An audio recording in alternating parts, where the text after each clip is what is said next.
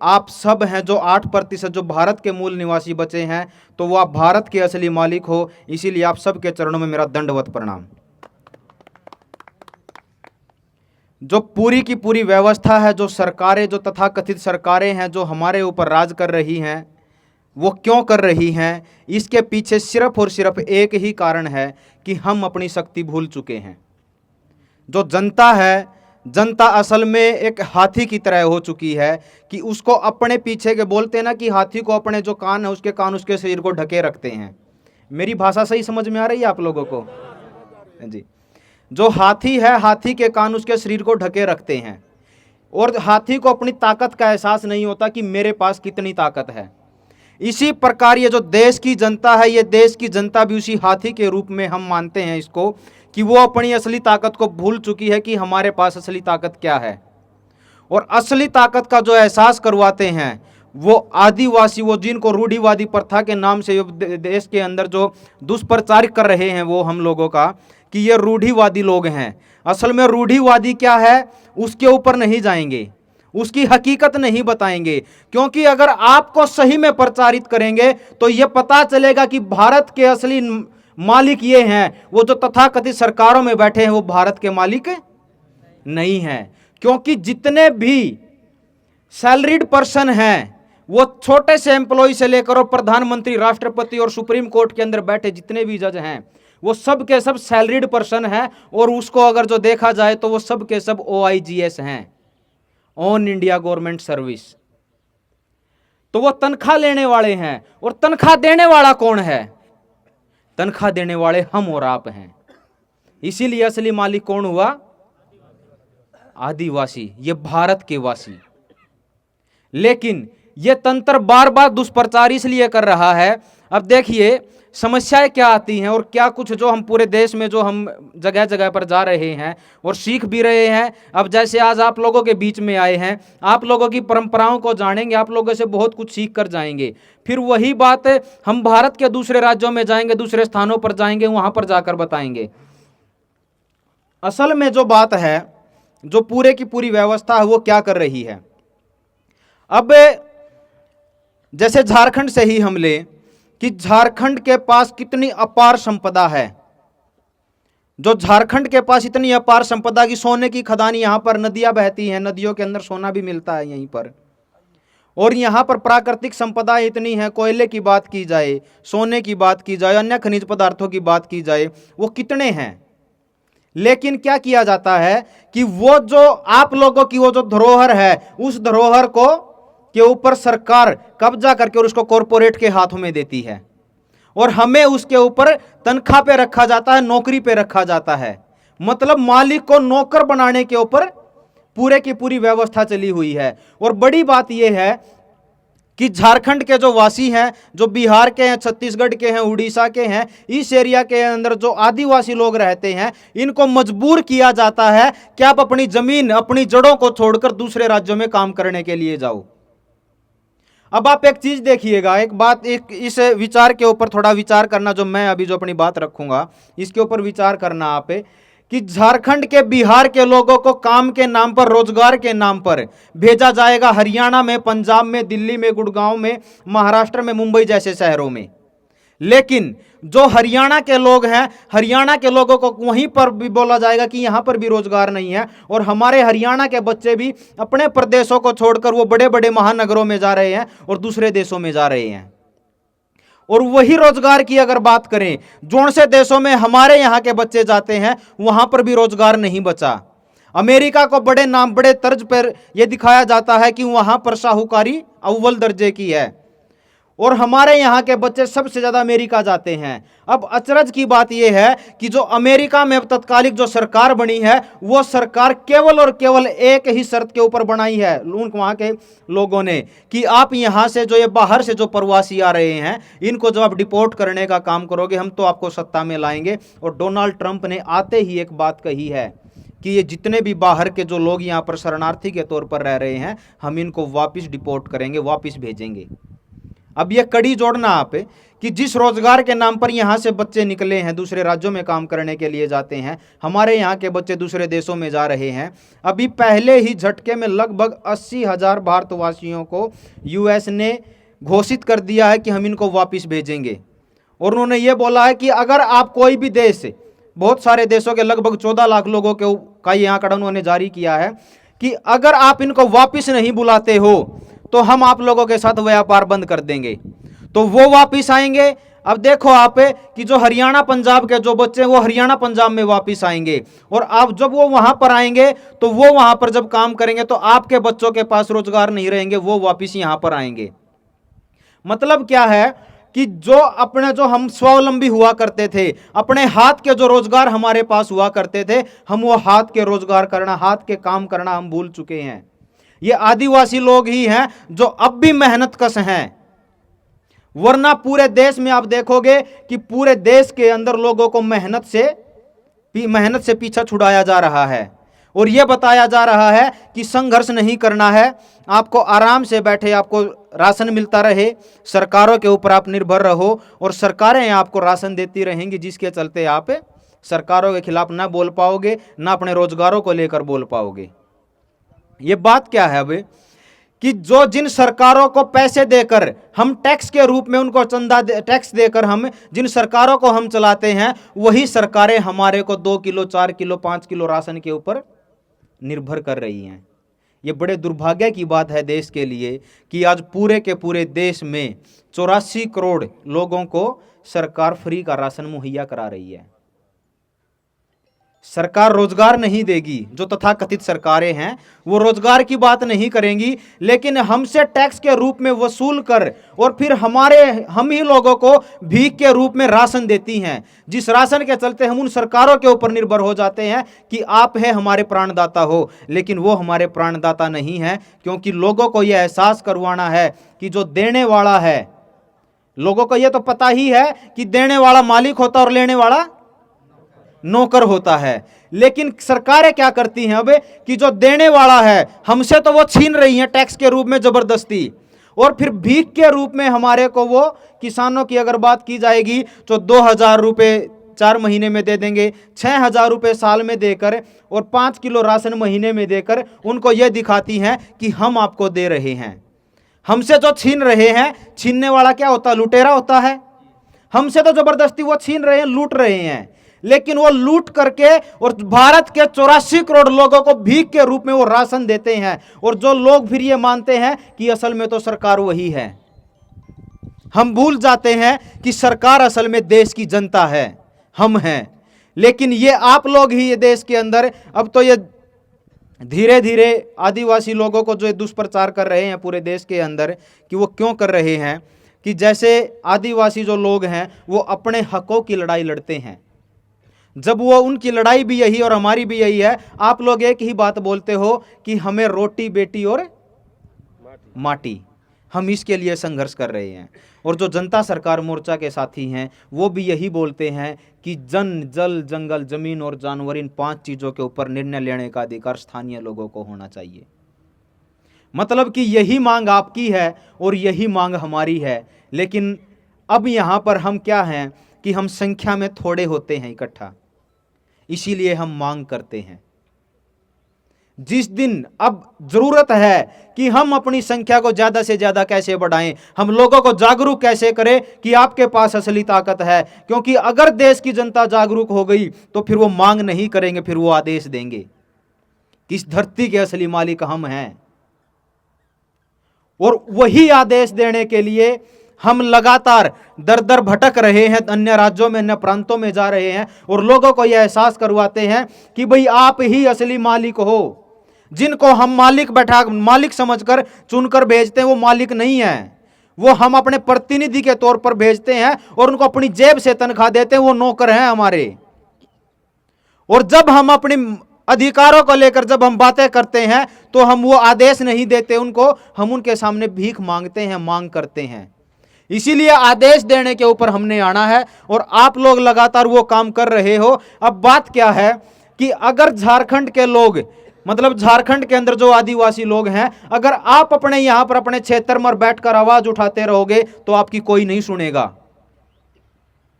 और आप लोग लगातार देख भी रहे हो, आप लोगों की कोई नहीं सुनेगा। क्यों नहीं सुनेगा? क्योंकि आप लोगों को वहां पर हरियाणा में या पूरे देश के अंदर प्रचारित किया जाएगा कि ये तो नक्सली लोग हैं।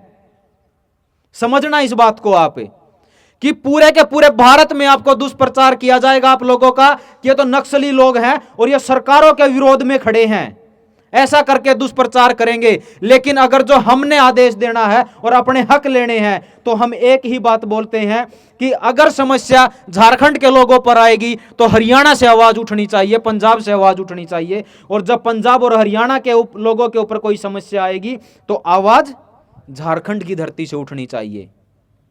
अकेले करके ना झारखंड बच पाएगा, ना हरियाणा बच पाएगा, भारत का कोई भी राज्य नहीं बच पाएगा अगर हम अकेले अकेले अपनी संघर्ष, अपनी लड़ाई लड़ते रहे तो। अंग्रेजों से एक बात सुनने में मिलती थी, जो हमारे पूर्वज हमारे बुजुर्ग जो हमारे को बोलते हैं कि अंग्रेज एक ही पॉलिसी के ऊपर काम करते थे, फूट डालो राज करो की नीति, एक ही नीति थी और वो लगातार देश के लोगों को बांटने का काम करती थी। लेकिन आज के तथाकथित ये जो काले अंग्रेज सत्ताओं के अंदर बैठे हैं, ये भी यही बांटने का काम करते हैं। कर रहे या नहीं कर रहे हैं? आप लोगों को आदिवासी नॉन आदिवासी करके लड़वाया जाएगा, नक्सली आप लोगों को। जब आप लोगों को अपने हक नहीं मिलेंगे, आप अपने रोटी बेटी और माटी के लिए जब आप संघर्ष करोगे, अपने जंगल को बचाने की जब आप बात करोगे, और जब सरकार आपको जबरदस्ती रौंदेगी जैसा कि अब हसदेव के अंदर चला हुआ है, तो कुछ नौजवान वहां से निकलेंगे फिर कि भाई आप हमारे जंगलों को काटने पर तुले हुए हो, हम क्यों काटने दें। और जब सरकार उनको रोनती जाएगी तो फिर वो मजबूरी में आके हथियार उठाएंगे, और हथियार उठाते ही वो नक्सलवाद का उनके पास वो प्रोपेगेंडा तैयार हो जाएगा, क्योंकि वो लोग चाहते ही ये हैं कि ये कब हथियार उठाएं। यही चाहते हैं वो कि एक के हाथ में हथियार देकर आप पूरे देश में इनको दुष्प्रचारित कर दो कि ये लोग तो सरकारों का विरोध करते हैं, ये लोग तो सेना के ऊपर अटैक करते हैं। बात क्या है कि अभी का जो संघर्ष है या जो हमने जो जीत हासिल करनी है, वो अब की लड़ाई ना तो तीर की है, ना तोप की है, ना तलवार की है। हथियारों से अब लड़ाई नहीं लड़ा जाएगा, क्योंकि अगर हथियारों को हम देखें, हम ये नहीं बोल रहे हैं कि उसको सीखिए मत, अपनी परंपराओं को जीवित रखिए। जो हमारे पूर्वजों ने हमारे को जो कलाएं सिखाई हैं उसको जीवित रखिए, वो हमारे रोम में, मतलब हमारे डीएनए में बसनी चाहिए। लेकिन अगर अब सरकारों से लड़ना है तो पूरे देश को एक यूनिटी में आना पड़ेगा, एक होना पड़ेगा। हम किसी का विरोध करके हम लड़ाई नहीं जीत सकते। सरकारों को तो हमने आदेश देना पड़ेगा, लेकिन अपने भाईचारे को, अपने समाज को, अपने गांवों को, अपने राज्यों को, अपने देश को एक करने पे हमें आना ही पड़ेगा। इसके अलावा दूसरा हमारे पास कोई विकल्प नहीं है। क्योंकि जब हम जाते हैं, आदिवासी समाज में भी हम जाते हैं, जब हम उनसे बात करते हैं तो एक ही बात बोलते हैं कि हम हर तरीके से संघर्ष करके देख चुके हैं लेकिन सफलता नहीं मिल रही। मतलब ये रियल ओनर ऑफ इंडिया बोल रहे हैं, भारत के असली मालिक ऐसे बोलते हैं। तो बात क्या है कि अभी हमें समझ के साथ आगे बढ़ना पड़ेगा। ये जो लड़ाई है, ये लड़ाई अब ज्ञान युद्ध है। ज्ञान से ही ये लड़ाई जीती जाएगी। अगर हम ज्ञान को परे रखें और हम ये सोचते हैं कि हम इस लड़ाई को लड़ लेंगे, तो ये अभी हमारे बस की बात नहीं है। क्योंकि अगर हथियारों की बात करें तो हमसे बहुत बड़े बड़े हथियार उनके पास हैं, हमारी तो रीच में भी, पहुंच में भी नहीं है। तो समझ की लड़ाई है, ज्ञान के साथ ही ये लड़ाई लड़ी जाएगी। और हम प्रयास कर रहे हैं कि कैसे भारत को एक सूत्र में बांधा जाए। अब आप लोगों को यहां पर लड़वाएंगे आदिवासी नॉन आदिवासी के नाम पर। अगर हरियाणा में के लोग अपने हकों की लड़ाई लड़ेंगे तो वहां पर लड़वाएंगे जाट नॉन जाट के नाम पर। अगर वही लड़ाई सिख पंजाब के लोग लड़ेंगे तो वहां पर सिख नॉन सिख के नाम पर लड़वाएंगे।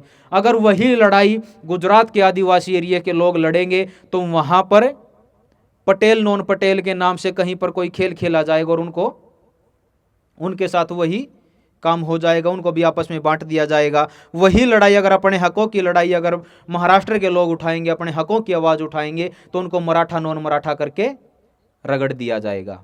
मतलब क्या है कि अगर हम प्रांतों में बंटकर हम छोटे छोटे गुटों में अपने संप्रदायों में बंटकर अगर हम लड़ाई लड़ने चलेंगे तो इस तंत्र के पास हमें बदनाम करने का पूरे के पूरे हथियार मौजूद हैं, क्योंकि मीडिया तंत्र हमारे कब्जे में नहीं है और ना कभी हमारे कब्जे में आएगा। मीडिया को चलाने वाली कॉरपोरेट कंपनियां हैं, वही कॉरपोरेट कंपनियां जो सरकारों को चलाती हैं, वही कॉरपोरेट कंपनियां जो आपके जल जंगल जमीन और जानवर के ऊपर कब्जा करना चाहती हैं। ये जो लड़ाई है, ये लड़ाई इनडायरेक्ट तौर पर ये कॉरपोरेट और नॉन कॉरपोरेट के बीच में है, जुडिशियल और नॉन जुडिशियल के बीच में है। हम ही तो हैं नॉन जुडिशियल। तो ये जो लड़ाई है, ये लड़ाई कॉरपोरेट नॉन कॉरपोरेट के अंदर है, ये लड़ाई जुडिशियल नॉन जुडिशियल के अंदर है। इसके लिए हमें अब एक सूत्र में आना पड़ेगा। हमें अब जात से भी ऊपर उठना है, हमें अभी संप्रदाय से भी ऊपर उठना है, हमें अभी तथाकथित धर्म से भी ऊपर उठना है। हमें अभी एक ही धर्म पे आना पड़ेगा जिसका नाम है मानवता। इससे ऊपर कुछ नहीं है, क्योंकि हम अपनी फसलों और नस्लों की लड़ाई हरियाणा जो दिल्ली के बॉर्डरों के ऊपर जो पिछले 13 महीने जो 2020 में जो आंदोलन चला था, उसमें एक ही बात थी कि ये फसल और नस्ल की लड़ाई है। और पिछले 10 महीने से अभी पंजाब के बॉर्डरों, हरियाणा के और पंजाब के बॉर्डरों के ऊपर किसान अब भी धरने पर बैठे हुए हैं और अब भी यही बात है, अब भी यही अपने मुद्दे लेकर बैठे हैं कि जो लड़ाई है ये फसल और नस्ल की लड़ाई है। ये फसल और नस्ल की लड़ाई वही है जो रोटी बेटी और माटी की है। मतलब ये संघर्ष हर जगह जारी है, लेकिन भारत के लोग जो असली मालिक हैं वो अब क्या हो चुके हैं कि वो अपने आप में बंटते जा रहे हैं और इन तथाकथित सरकारों का हम शिकार हो रहे हैं। अभी हमें एक होना पड़ेगा। अब पंजाब के अंदर जो आंदोलन चल रहा है, उस आंदोलन का सपोर्ट इस झारखंड की धरती से होना चाहिए। सरदार जगजीत सिंह डल्लेवाल जी पिछले 22 दिनों से आमरण अनशन पर बैठे हैं अपने उसी खेत की लड़ाई को लेकर कि हमारी फसलों के उचित दाम मिलने चाहिए। आप लोग कौन होते हो? आप तो कॉरपोरेट जगत कोई भी अपनी वस्तु बनाता है तो उस वस्तु को वो एमआरपी के ऊपर बेचता है, मैक्सिमम रिटेल प्राइस के ऊपर, और जो किसान के खेत से जो फसल निकलती है उस फसल को वो उसकी एमएसपी भी नहीं है। यही तो हो रहा है। अब क्या हो रहा है कि उस आंदोलन की बात मीडिया हाउसों में नहीं चलेगी। अगर मीडिया हाउसों में उसकी बात नहीं चलेगी तो झारखंड के लोगों के तक वो आवाज पहुंचाने वाला कौन है? और जब झारखंड के लोग जो 18-19 में यहां पर जो खूंटी जिले में जो लोग संघर्ष कर रहे थे, उनकी आवाज वहां पर कौन पहुंचा रहा था? कोई था क्या पहुंचाने वाला? मतलब क्या है कि हमारे को बांटा गया है, इसीलिए हम आप लोगों से आपसी संबंध बनाने के लिए आए हैं, ताकि पता चले कि झारखंड के लोगों के ऊपर किस किस प्रकार के अत्याचार हो रहे हैं और झारखंड के लोगों को पता चले कि अन्य देश के प्रांतों के ऊपर क्या क्या अत्याचार हो रहे हैं। हमें एक सूत्र में आना पड़ेगा, एक माला के मोती हमें बनना पड़ेगा अगर हमने इस देश को बचाना है। वरना आपकी जमीन के ऊपर, आपके जंगलों के ऊपर, आपके परिवारों के, आपकी रोटी बेटी और माटी के ऊपर उन सरकारों की सीधी तौर पर निगाह है। सरकारों की भी ना कहें, उन पूंजीपतियों की, क्योंकि आप रियल ओनर हो, आप ही देश के असली मालिक हो। और इसीलिए अगर आप देश के मालिक हो तो आपके जो यहां पर जो खदानें चल रही हैं, जो अवैध खनन चल रहे हैं, ये तथाकथित सरकारें, अवैध खनन का मतलब क्या है कि क्या कि कहीं पर भी खनन करने के लिए हमने किसी को मंजूरी दी है? आपसे पूछा गया है कि हम यहां पर खदान चालू करें या ना करें? कभी भी नहीं पूछा गया। तो वो वैध है या अवैध है, वो सत्ता में बैठकर उसका आदेश देते हैं कि हमने फलानी कंपनी को इसकी लीज एग्रीमेंट, हम इसके नाम लीज कर देते हैं और ये यहां पर अपना खनन करेंगे। हमने तो उनको अधिकार नहीं दिया ना। तो वो सीधे तौर पर इल्लीगल काम कर रहे हैं, अवैध कर रहे हैं। इसीलिए हमें पता नहीं है कि हम असली मालिक हैं। हमें उनको आदेश देना पड़ेगा कि ग्राम सभा के माध्यम से भी, और आपको अपने क्षेत्र के हिसाब से जैसे आप संघर्ष कर सकते हो, उनको सीधे तौर पर आदेश ही देना पड़ेगा कि आप होते कौन हो हमारे जमीन से हमारे खनिजों को निकालने वाले। यह संघर्ष करना पड़ेगा। लेकिन यह संघर्ष भी ऐसे नहीं है कि हम जाकर और ये बोले कि हमने एक बीच में टक्कर, भाई एक दीवार गिरानी है, और अगर दीवार गिरानी है तो दीवार को गिराने के लिए पहले हमारे पास संसाधन होने चाहिए, उतनी ताकत भी होनी चाहिए, वो एनर्जी भी होनी चाहिए। अगर हमारे पास वो ताकत नहीं है और 10 लोग जाके ये बोले कि हमने ये दीवार गिरानी है, तो जब हम दीवार में जाके टक्कर मारेंगे तो हमारा ही सिर फूटेगा। अपनी जो ताकत है वो ताकत एकता की है। एक हो जाइए, अगर एक नहीं होंगे तो हमें ये बांटते जाएंगे और हमारे में फूट डाल के ऐसे ही राज करते जाएंगे, और हमारी रोटी बेटी और माटी जो आप लोग बोलते हो, इसके ऊपर सीधा सीधा सा खतरा है। क्योंकि सबसे जो कीमती चीज है वो माटी ही है। इस माटी के बगैर जीवन भी नहीं है, और इस माटी के अलावा कहीं से कुछ नहीं आता। हम अपने जीवन में जितनी भी वस्तुओं का उपभोग करते हैं, वो चाहे कुछ भी है, वो सब की सब इस माटी से ही निकलती है। आप लोग हमसे बेहतर जानते हो। तो इस माटी के ऊपर उनको पता है कि अगर मानव के ऊपर कंट्रोल करना है तो उसका सीधा सीधा सा कंट्रोल एक ही है कि उसके पेट के ऊपर कंट्रोल कर ले। पेट के ऊपर की बात है कि उसकी रोटी को ऊपर कंट्रोल कर ले। कितनी खूबसूरती से अपने अपना देखा है कि हमारी जड़ें क्या हैं, हमारी परंपराएं क्या हैं। ऐसे ही नहीं कहा ना आप लोगों ने कि ये रोटी बेटी और माटी की लड़ाई है। मतलब रोटी का मतलब पेट के ऊपर, भूख के ऊपर नियंत्रण करना, और अगर इंसानों के ऊपर कंट्रोल करना है तो साफ सीधी सी एक ही बात है कि रोटी के ऊपर कंट्रोल कर ले। और रोटी के ऊपर कंट्रोल तब होगा जब जमीनों के ऊपर, माटी के ऊपर कंट्रोल होगा। ये सब के सब पूंजीपति लोग ये वही काम करना चाहते हैं जो अमेरिका में किया है। अमेरिका के जो मूल निवासी हैं वो मूल निवासी लगभग समाप्त हो चुके हैं, 1.5 से 2% बचे हैं। और भारत के अंदर जो मूल निवासी हैं वो मात्र और मात्र 8% बचे हैं। जो सरकार के कंट्रोल में चले गए वो मूल निवासी नहीं है। ये तो आप जानते ही हो। अब इसी विषय के ऊपर मैं निवेदन करूंगा भाई डॉक्टर देवेंद्र बल्हारा से, जो पूरे देश में जागृति का अभियान चलाए हुए हैं, कि वो आए और वो अपनी बात रखें। डॉक्टर देवेंद्र बल्हारा जी। धन्यवाद रविंद्र भाई। जय जोहार। आप लोग इकट्ठे हुए इस मकसद से कि आपकी लड़ाई में हम शामिल हो सकें, और हम यहां आपके बीच आए कि हमारी लड़ाई में आप शामिल हो सकें। हम दोनों एक हैं या अलग हैं, पहले यह समझ लें। और अगर एक ही हैं और हमारी लड़ाई एक है या अलग है, यह समझ लें। वो भी अगर एक ही है तो फिर हम अलग अलग क्यों लड़ रहे हैं, यह समझ लें। अगर यह खेल समझ आ गया तो फिर बहुत ज्यादा दिनों की बात नहीं है, फिर बहुत दूर नहीं है कि जब हम असली मकसद तक पहुंच जाएंगे, जिसका सपना हमारे आदिवासियों के भगवान बिरसा मुंडा ने देखा था। वो जो बात आप बोलते हो रोटी बेटी और माटी को बचाने की, उसमें माटी बच जाएगी तो रोटी भी बच जाएगी, और ये दोनों बचाने के साथ साथ अगर आपको बीज बचाना है तो उसके लिए बेटी बचानी होगी। आपकी बेटी बचाने वाली लड़ाई को ही वो जो दिल्ली में बैठा है अंबानी का पालतू, वो भी बोलता है ना बेटी बचाओ। असल में उसका आपका मतलब होता है बेटी बचानी है उनसे। वो भी यही कहता है कि हमसे बचाओ, उनसे बचाना है बेटी को, अपनी बेटी को उनसे बचाना है। कैसे बचाना है? आप सबसे ज्यादा दुखी किससे हो? अगर आपसे पूछा जाए, आदिवासियों से, हमसे पूछा जाए हम किससे दुखी हैं, तो पता चलता है प्राइवेट कंपनियों से दुखी हैं। क्यों जी? किससे दुखी है? प्राइवेट कंपनियों से।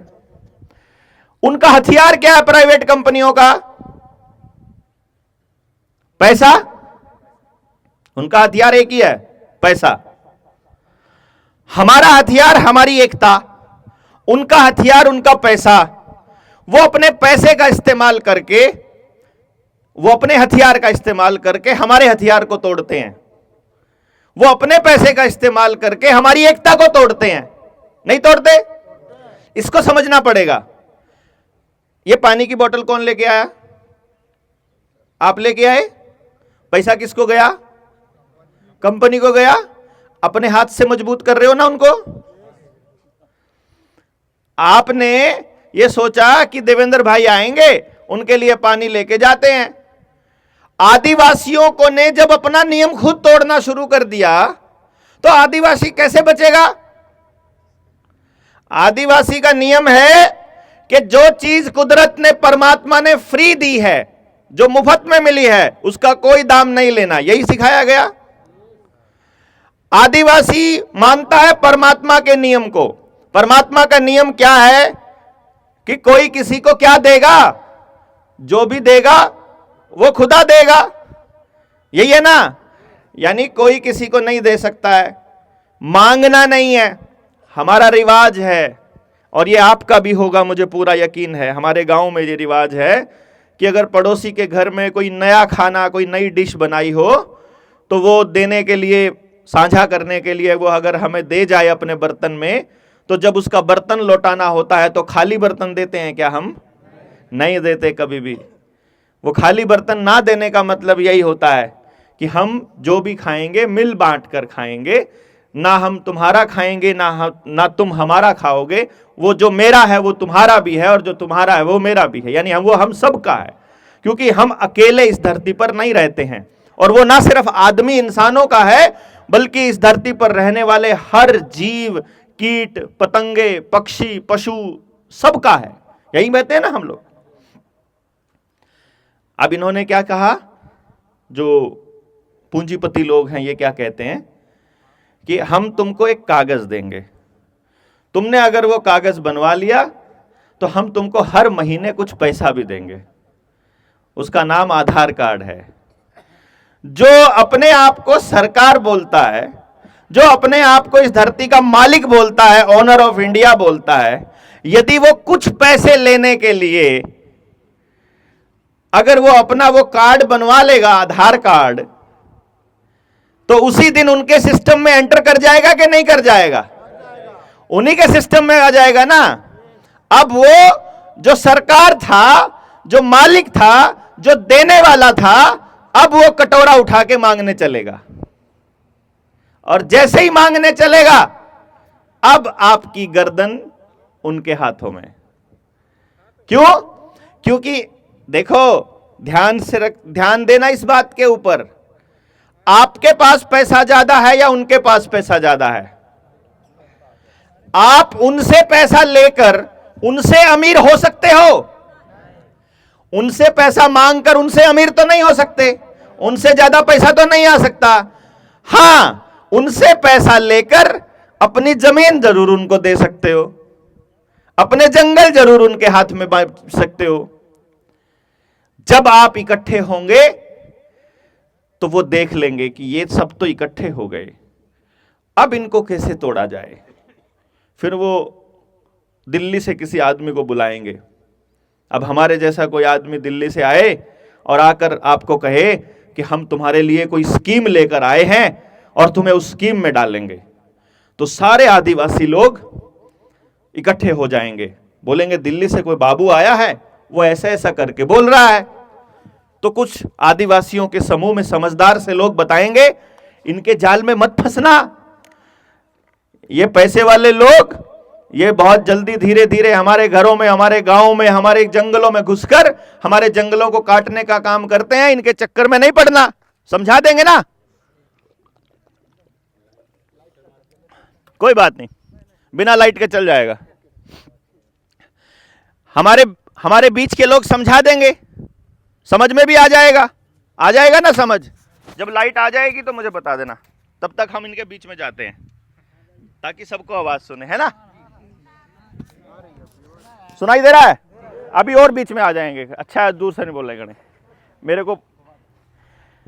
तो हमारे आदिवासियों के बीच के लोग एक दूसरे को बताएंगे कि इनके चक्कर में नहीं पड़ना है। ये लोग पैसा लूट लेते हैं, पैसे का लालच दे करके आपकी जमीनें लूट लेते हैं, आपका जंगल लूट लेते हैं। अच्छा, समझा देंगे तो फिर आप सारे इकट्ठा होकर उस दिल्ली से आए आदमी को निकाल दोगे कि निकलो यहां से, तुम्हारा पैसा नहीं चाहिए, तुम्हारी कोई स्कीम नहीं चाहिए। बोलेंगे ऐसा तो नहीं है। फिर वो क्या करेंगे? फिर वो पकड़ेंगे किसी को, आप में से कोई अच्छा सा सुथरे से अच्छे से कपड़े पहनने वाला, नया मोबाइल जिसको चाहिए, मोटरसाइकिल चाहिए, कार चाहिए या कुछ और चाहिए, फिर आप उसको पकड़ोगे, है ना? फिर वो उनको पकड़ेगा, नहीं चला। फिर वो उनको पकड़ेगा जिसको पैसा चाहिए।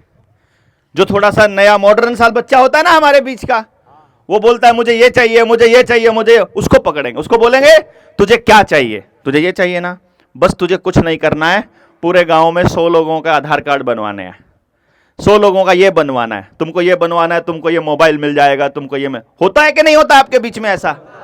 यही होता है, क्योंकि आप बाहर से आए आदमी से तो लड़ सकते हो, उसको तो बोल सकते हो निकल यहां से, दफा हो जा, अपने बीच के दुश्मन से कैसे बचोगे? वो आपके बीच में आपका दुश्मन खड़ा कर देते हैं। ये पानी की बोतल बेचने वाला आपके आदिवासी इलाके में भी है क्या? नहीं है? है? वो कौन है? आपका आदिवासी ही है क्या? तो समझ लो, यानी उस कंपनी का दलाल आपके बीच में बिठा दिया उन्होंने। पेस्टिसाइड बेचने वाला, यूरिया बेचने वाला, अंग्रेजी दवाई बेचने वाला, अंग्रेजी जूते बेचने वाला, ये सब काम करने वाला कौन है? वो हमारे बीच का आदमी। फिर आप अपनी सड़कें नहीं बनने दोगे। आपको मालूम है कि जहां जहां सड़कें बनेंगी वहां वहां कंपनी आएगी, जहां जहां कंपनी आएगी वहां वहां शोषण होगा, जहां जहां शोषण होगा वहां वहां आपकी बेटी, रोटी, माटी सब चली जाएगी, जल, जंगल, जमीन सब खत्म हो जाएगा, सब आपको मालूम है। इसलिए आप सड़कें नहीं बनने दोगे, उनको पता है। फिर वो क्या करेंगे? फिर वो आपके गांव में एक एनजीओ लेके आएंगे। वो एनजीओ वाला बोलेगा तुम अपने बच्चों को पढ़ाते नहीं हो, पढ़ा दो इनको, पढ़ाओगे लिखाओगे तो कल को ये अफसर बनेंगे। आप सोचोगे कि हमारा बेटा अफसर बनेगा, हमारा बच्चा अफसर बनेगा तो हमको बचाएगा, हमको दुनिया के षड्यंत्र समझाएगा पढ़ लिख करके। आप अपने बच्चे को पढ़ा देते हो, पढ़ाने के बाद आपका बच्चा एसडीएम या डीसी बन जाता है। या फिर जिस दिन आपकी ये द्रौपदी मुर्मू बनी थी ना, राष्ट्रपति बनी थी, जिस दिन ये राष्ट्रपति बनी थी, मैंने अपने फेसबुक पर लिखा था अब आदिवासियों की खैर नहीं, क्योंकि अब उन्होंने सबसे बड़ी पद पर कौन बिठा दिया? आदिवासी। राजनीति का यह खेल होता है मित्रों, आपको समझना पड़ेगा भाई बहनों कि यह खेल होता है राजनीति का। जिसकी जात खत्म करनी होती है उसके बीच के आदमी को सबसे ऊंचे वाली कुर्सी पर बिठाना पड़ता है। चाहे झारखंड को बर्बाद करने के लिए शिबू सोरेन के बाद में शिबू सोरेन के बेटे को बिठाना हो सीएम की कुर्सी पर, ठीक है? चाहे आपको क्या लगता है बिरसा मुंडा की मूर्ति लगाकर ये बिरसा मुंडा की विरासत को बचाने का काम कर रहे हैं? बिरसा मुंडा की विरासत को बचाने का काम नहीं, बल्कि बिरसा मुंडा को मानने वाले, उसको जानने वाले और उसके आने वाली पीढ़ियों को खत्म करने का काम करते हैं। हम लोग अपने लोगों की, जो हमारे पुरखे होते हैं, हम उनकी मूर्तियां कभी नहीं बनाते हैं, नहीं बनाते ना। आदिवासी लोग जिनको पूजते हैं उनकी मूर्ति नहीं बनाते हैं, हम उनको पूजते हैं, हम उनके आदर्शों का पालन करते हैं। लेकिन ये लोग जिनको खत्म करना चाहते हैं उनकी मूर्तियां बना देते हैं। जिस जात को खत्म करना है उसके चौधरी को, उसके हेड को, उसके एक आदमी को बिठा करके वहां बिठा देते हैं। अब द्रौपदी मुर्मू आपके आदिवासी इलाके में आएगी और वो कहेंगे अरे तुम्हारी आदिवासी सबसे बड़ी पहली महिला है, उसके लिए सड़क नहीं बनवाओगे? और फिर आदिवासी खुद लग के अपने आप वो तारकोल पे मेहनत करके खुद सड़क बनाएंगे अपने जंगल में कि हमारी बेटी आ रही है, और फिर उनकी कंपनियों की एंट्री आपके जंगलों में हो जाएगी। यही हो रहा है कि नहीं हो रहा है? फिर कुछ बोलेंगे कि हम तो ऐसी भारत सरकार वाले भारत सरकार हैं, कुछ बोलेंगे हम पाड़ा सरकार वाली भारत सरकार हैं। फिर आप दो हिस्सों में बट जाओगे, दो हिस्सों में बटे हुए लोगों को तो जब मर्जी लपटा लो, क्योंकि आप उनके दुश्मन, वो आपके दुश्मन। क्यों जी? लेकिन असल में बात तो मुझे लगता नहीं है कि आप कुछ अलग कर रहे हो। जब मैं बात करता हूं और सुनता हूं, मैं जनता सरकार मोर्चा की बात सुनता हूं, वो भी यही कह रहा है कि जल, जंगल, जमीन बचाओ। जब मैं आदिवासी की बात करता हूं तो वो भी यही कह रहा है। तो फिर ये जल, जंगल, जमीन बच क्यों नहीं रहा? देखो सवाल ये है, इकट्ठे होने से बात नहीं बनेगी। इकट्ठे होकर के उस सोच को बड़े लेवल पर दूर दूर तक लेकर जाने से बात बनेगी। जब आदिवासी की बात दिल्ली के नजदीक बैठा आदमी करेगा और दिल्ली के नजदीक के आदमी की बात आदिवासी करेगा, तब उनको पता चलेगा कि पश्चिमी बंगाल से लेकर के सिक्किम, आसाम से लेकर के मणिपुर से लेकर और दिल्ली तक और जम्मू कश्मीर तक सब एक भारत है। भारत कोई झारखंड में, अकेला झारखंड में थोड़ी भारत सरकार है, हमारे हरियाणा में भी तो भारत सरकार है। हम भी तो कबीलियाई लोग हैं, हम भी कबीलों में रहने वाले लोग हैं। हमारी अर्थव्यवस्था भी जल जंगल जमीन से ही चलती है, हम भी जंगल के। लेकिन उन्होंने क्या खेल देखा? उन्होंने देखा ये बंगाल के लोग हैं ना, जो आप भी तो बंगाल के ही लोग हो ना, पता है ना आपको कि नहीं पता? बंगाल के लोग हो आप। बंगाल ये सबसे पहले कलकत्ता में आए थे। जो अंग्रेज लोग हैं ना, जो कंपनियां हैं, वो सबसे पहले कहां आई थी? कलकत्ता में। यहां के लोग अपने मसाले, अपनी जड़ी बूटियां, जंगल में होने वाली पैदावार जो कि बेशकीमती थी, आदमी को बीमार नहीं होने देती थी, ताकतवर रखती थी, वो लोग अपने आप को मजबूत रखते थे। और उन्होंने देखा कि ये गजब की चीजें हैं, यहां से लेकर जाते हैं। अंग्रेज यहां से लेकर जाते होते थे अपने वहां पर। उन्होंने देखा कि क्यों ना यहां पर पक्का अड्डा बना लिया जाए, तो कलकत्ता को ही राजधानी बना लिया। कलकत्ता के अंदर पैसे के माध्यम से हम लोगों को तोड़ना चालू किया। जब हमको तोड़ना चालू किया, उस वक्त कलकत्ता में बहुत बड़ा विद्रोह हुआ था, जब इन्होंने पहला कूटकरण भारतीय रुपए का किया था। और जब वो विद्रोह हुआ, तब इन्होंने देखा कि ये लोग ऐसे मानने वाले नहीं है, इनको तोड़ना पड़ेगा। कलकत्ता से ही बिहार तोड़ा, कलकत्ता से ही उड़ीसा को तोड़ा, और बिहार से फिर ये झारखंड तोड़ा। बिहार से अलग होके बने ना, इसलिए आपको नहीं पता है कि आपकी जो मेन जो आपका जो स्टेट है वो वो बंगाल ही है। बंगाल से तोड़ा, मतलब कलकत्ता से नहीं, मतलब बंगाल से। अब ये बात जब समझ में आती है, जैसे हरियाणा और पंजाब को तोड़ दिया उन्होंने। हरियाणा और पंजाब में भी यही काम था। पहले उसका नाम अकेला पंजाब था, और पंजाब जो पाकिस्तान में पंजाब है वो पंजाब भी। और ये इनके काबू नहीं आ रहा था। जब ये इनके काबू नहीं आता है तो वो क्या करते हैं? उसके हिस्से तोड़ देते हैं। वो कहते हैं जितना हिस्सा काबू आ गया पहले इसको समेट लो, फिर इसको देख लेंगे। तो जब देखा कि बंगाल के लोग काबू नहीं आ रहे, ये झारखंड बिहार के लोग आदिवासी काबू नहीं आ रहे, तो इन्होंने कलकत्ता से बदलकर अपनी राजधानी दिल्ली के में कर ली।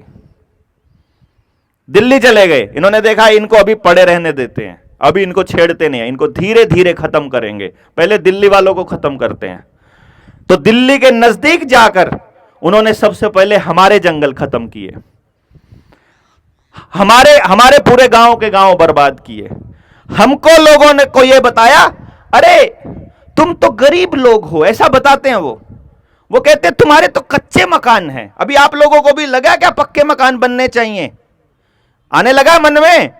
कभी कभी आता होगा किसी का पक्का मकान देखकर कि हमारे भी बनने चाहिए, क्योंकि आपको दिखाई दे, आपको बताया यह जा रहा है कि कच्चा मकान तो गरीब है और पक्का मकान वाला अमीर, ऐसा बताया जाता है। लेकिन बाद में पता चलता है कि पक्के मकान, कच्चे मकान में तो ना सर्दियों में दिक्कत होती है ना गर्मियों में दिक्कत होती है। अगर आप ले लोगे पक्का मकान बना लोगे तो गर्मियों में आपको पंखा भी चलाना पड़ेगा, एसी भी लगाना पड़ेगा, और सर्दियों में हीटर भी लगाना पड़ेगा। यदि आपका कच्चा मकान है तो आप अपने पशुओं को अपने साथ रख सकते हो, लेकिन पक्का मकान बना लिया तो आपको म्युनिसिपैलिटी से परमिशन लेनी पड़ेगी। क्यों जी? फिर आप वहां टॉयलेट बनाओगे, जब घर के अंदर पानी हो गया, घर के अंदर बिजली हो गई, घर के अंदर टॉयलेट हो गया, डंगर आपके पास बचा नहीं, तो अब आपको जंगल की जरूरत बचेगी? जब जंगल की जरूरत नहीं बचेगी तो बोलोगे काट देने दो ना, क्या दिक्कत है, फैक्ट्री बनेगी तो काम मिलेगा। यही बोलते हैं ना कि फैक्ट्री बनेगी तो रोजगार मिलेगा। लेकिन मैंने आज तक किसी भी फैक्ट्री में वहां के लोगों को रोजगार पाते नहीं देखा। वहां जो रोजगार मिलता है वो कहीं दूर किसी ऐसी जगह से किसी आदमी को लाया जाता है जिसके लिए पैसा बहुत बड़ी बात होती है। एक बात समझ लेना, मैं आप लोगों को यह कहूंगा कि आप हमारा अतीत हो, आप सब लोग ना हमारा अतीत हो। हम लोग आपके जैसे ही हुआ करते थे। आपके जैसे मतलब ना कोई घर में बीमार हो रहा है, ना किसी डॉक्टर की जरूरत है, बच्चे पैदा करने के लिए अस्पताल जाने की जरूरत नहीं है। यही हो रहा है ना, यही होता है ना, अपने आदिवासियों का यही जीवन है। पैसे की जरूरत नहीं है, पैसे की असलियत में खुश रहने के लिए पैसे की जरूरत नहीं रहती है, सामान के लिए जरूरत होती है। यदि आप अपने जल जंगल जमीन को बचा गए तो जो आपके पास है उसी के बदले आप जो चाहोगे वो मिल जाएगा। लेकिन अगर आपने अपना जंगल खो दिया फिर आपको कुछ नहीं मिलेगा, फिर वही 85 करोड़ लोगों की तरह लाइन में लगकर भिखारी बनकर कटोरा उठाकर अनाज मांगना पड़ेगा। अगर अनाज के लिए भी आपको भीख मांगनी पड़ गई तो, अगर इनका पानी आ गया आपके यहां टूटी से, नल से पानी देने की बात करते हैं ना, ये उस नल से जो पानी देते हैं उसके अंदर फ्लोराइड डालते हैं। ये जो ये मोबाइल आपके हाथ में पकड़ाया हुआ है, ये मोबाइल नहीं है, ये कहीं आप इसको छोटा मोटी चीज समझते हो। ये कितना बड़ा हथियार है बताऊं आपको। आपके अंदर कोई है ऐसा बच्चा जो जिम में जाता है, जो मेहनत करता है, मजदूरी करता है कोई तगड़ा सा बच्चा? देखो कोई तगड़ा बंदा लेके आओ, निकालो यहां से, देखते हैं है कोई आदिवासी में जो लड़ने का माहिर हो? ढूंढो ना यार, एक आदमी भी नहीं लड़ने वाला, कुश्ती करने वाला, लड़ने वाला कोई है? आओ आओ आओ आओ, देखो ये दादा, अब मैं इनको बताता हूं, मैं ये आपको दिखा रहा हूं, प्रैक्टिकल दिखा रहा हूं। फोन है आपके पास? जी हाँ। कहां है? ये देखो फोन जेब में डाला कर घूम रहा है ये। अब ये फोन क्या करता है मैं आपको दिखा रहा हूं, और ये अपने घर में जाकर चेक कर लेना। कहीं फिर ये मत कहना कि यहां पर आकर के ये बोलेंगे दादा कि पता नहीं क्या हुआ था वहां, तो घर पे देखता हूं। घर पे चेक करना, मेरी बात का यकीन मत करना, मैं आपको प्रैक्टिकल दिखा रहा हूं। ऐसे हाथ करो इधर की तरफ सीधा, बिल्कुल। मैं इसको दबाऊंगा और ये दबने नहीं देंगे, पूरा जोर लगाना जितना दम है, ठीक है? देखूंगा कितना दूध पीता है, बकरी का पीता है कि गाय का, भैंस का पीता है कि किसका। भाई दम तो है बंदे में, ठीक है? अभी मैं ये मोबाइल इसकी जेब में डाल देता हूं, बस। अब इस मोबाइल ने इसके शरीर को टच किया और ये मोबाइल इसको चूसना स्टार्ट कर देगा। दोबारा करो, इसकी सारी ताकत मोबाइल छीन लेगा। अब ये रोक नहीं पाएगा अपने हाथ को। अब देखोगे मैं बिल्कुल हल्के से करूंगा और ये अपने आप छोड़। लगा पा रहे हो जोर? है? और किसी को भी करवाइए, नहीं तो यकीन नहीं करेंगे। जोर लग रहा है? नहीं। दोबारा करते हैं। चलो 2 उंगलियों से करता हूं, ठीक है? पूरा हाथ नहीं करता हूं, 2 उंगलियों से। ये 2 उंगलियों से भी नहीं रोक पाएगा। नहीं होता है। और की नहीं करवा लीजिए। अभी दोबारा देखो, अभी ये देखो, अभी मैंने फोन रख दिया है साइड में, अभी फिर से करके देखो, और फिर देखो कि जोर लग रहा है कि नहीं लग रहा है। लगाओ जोर। अब लग रहा है? जी हाँ। पता लगा ये कितनी खतरनाक चीज है? ये इनका हथियार है। जो आदमी यहां फोन लगाता है उसके दिमाग के आसपास रेडिएशंस का एक ऐसा जाल बनता है जो उसकी सोचने समझने की ताकत को खा जाता है। इसीलिए मोबाइल इस्तेमाल करने वाला आदमी अब आपको सारे उल्टे काम करते हुए दिखाई दे रहा है। नहीं दिखाई दे रहा क्या? आपके आदिवासी इलाकों में सब उल्टे काम करने वाले बच्चे होने लग गए हैं जिसके हाथ में भी मोबाइल है। इससे बचाना होगा आपको। कैसे बचाओगे मुझे नहीं पता, लेकिन मेरा काम है आपको ये बताना कि वो आपके बीच कैसे आएंगे। वो आपके बीच, आप ही के बीच के आदमी को लेकर के आएंगे। वो कभी दुश्मन की शक्ल में नहीं आएंगे। अब वो ये कहेंगे मैं तो तुम्हारा ही आदमी हूं ना, मैं तुम्हारा बुरा थोड़ी चाहूंगा, मैं तो तुम्हारा भला चाहूंगा। देखो अगर 2 पैसे बन जाएंगे तो क्या दिक्कत है? बना लो ना आधार कार्ड, बनवा लो ड्राइविंग लाइसेंस, क्या दिक्कत है? ड्राइविंग लाइसेंस बनवाने का मतलब क्या है पता है? हम क्या सोच रहे थे जनता सरकार मोर्चा वाले, मालूम है? हम सोच रहे थे कि एक दिन पूरे देश में समझे हुए 1 लाख लोग इकट्ठा होंगे और वो 1 लाख लोग उस दिन ऐलान करेंगे कि हम मालिक हैं, और मालिक तुमसे परमिशन नहीं मांगेंगे। मालिक नौकर से परमिशन मांगता है क्या? नहीं मांगता है ना। तो मालिक को कोई पुलिस वाला रोक कर ये पूछ सकता है कि तुम अपना ड्राइविंग लाइसेंस दिखाओ, तुमको गाड़ी चलाना आता है कि नहीं आता है? पूछ सकता है क्या? नहीं पूछ सकता। मालिक को अपनी गाड़ी के ऊपर उनकी दी हुई नंबर प्लेट लगाने की जरूरत है क्या? तो जितनी गाड़ियां हमारी होंगी उन 1 लाख लोगों की, किसी भी गाड़ी के ऊपर नंबर प्लेट नहीं होगा और किसी के ऊपर कोई भी ड्राइविंग लाइसेंस नहीं बनवाएगा। जाओ तुम्हारा आधार कार्ड तुमको वापस करते हैं। पर 1 लाख लोग इकट्ठे करना महाभारत है। पर मुझे लगता है अगर आदिवासियों के बीच जाएं तो 1 लाख लोग पहले से ही तैयार बैठे होंगे। क्यों? हो सकता है, हो सकता है ना। अगर बात हसदेव की करें, हसदेव के जंगलों को बचाने के लिए हम झारखंड के लोग क्यों नहीं बोल रहे हैं? क्यों? क्योंकि हमको क्या लग रहा है कि अभी तो उधर चल रहा है ना, हम तो ठीक है अभी हमको ऐसा लगता है।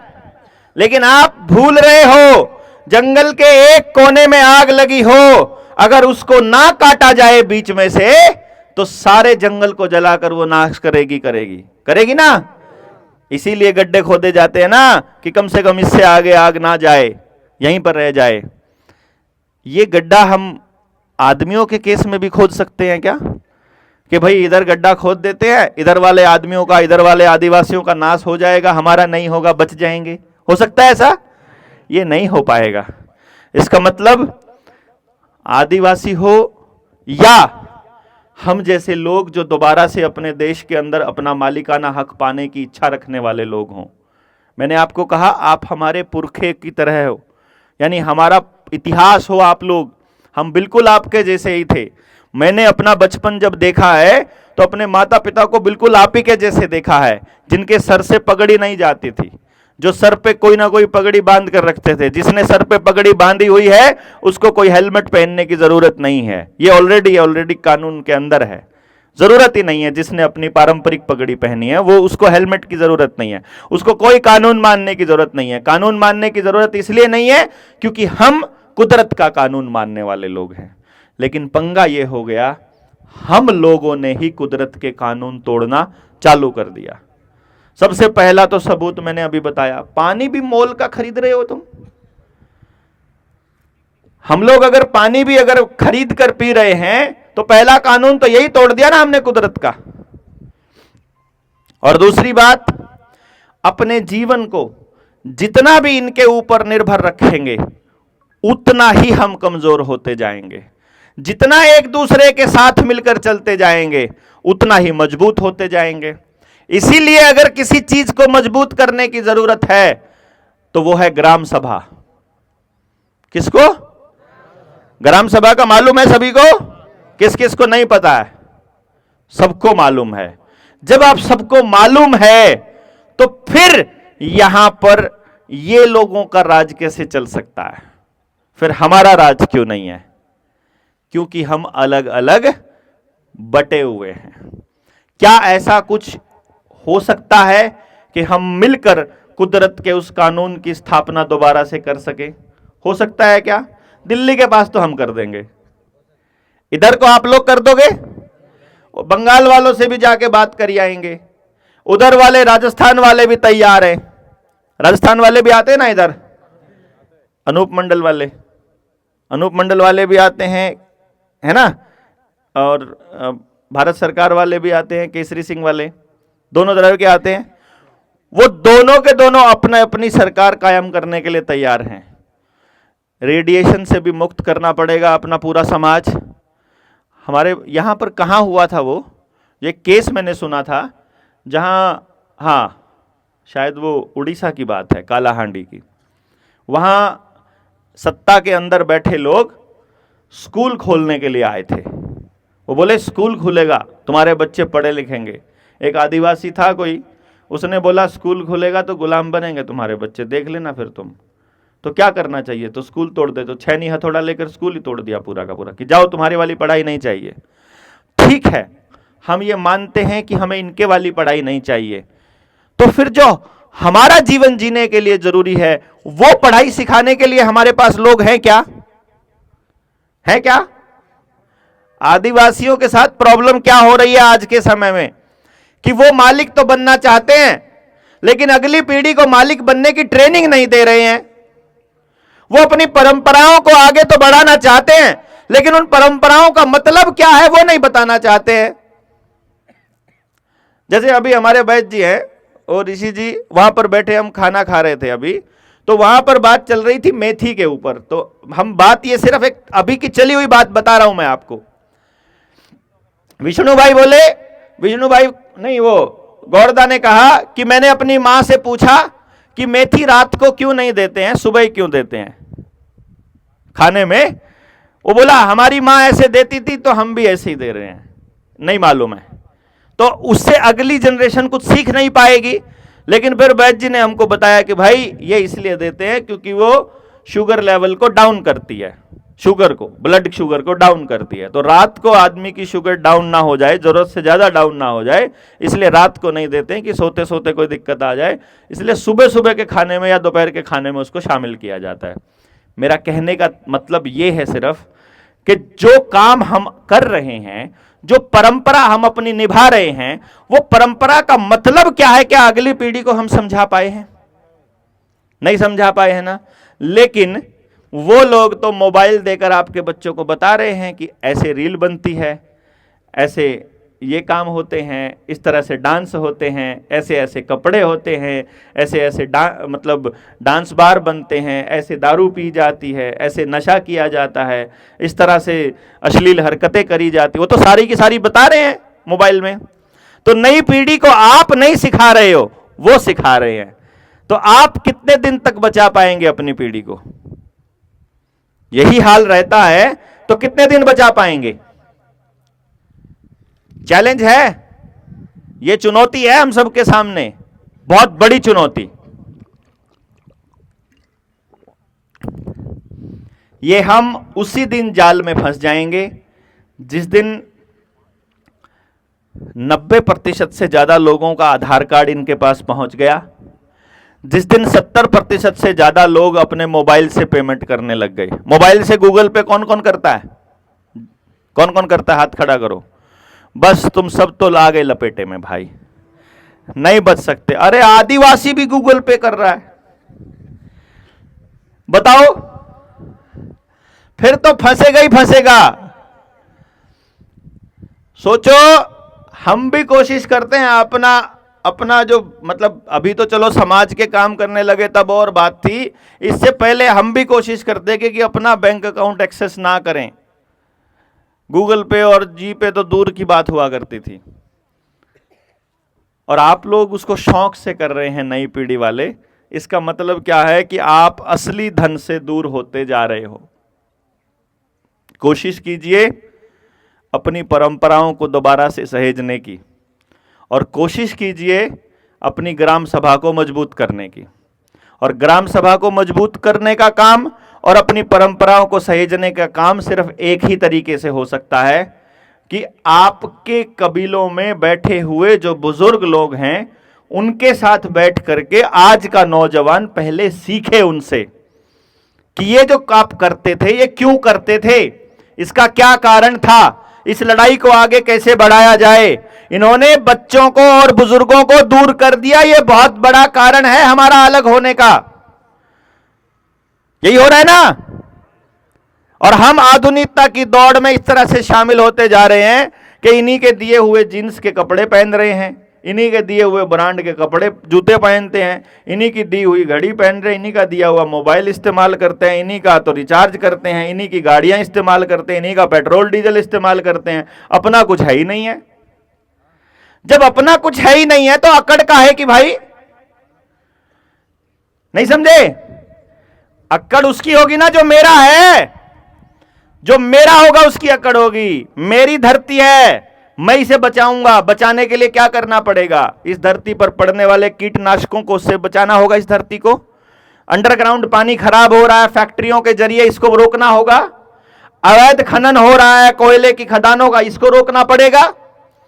आपका कोयला चाहिए इनको, आपके जंगल चाहिए इनको किसी भी कीमत पर, इसलिए ये चाहते हैं कि आप यहां से विस्थापित हो जाओ, इसलिए चाहते हैं कि आप यहां से कहीं भी चले जाओ।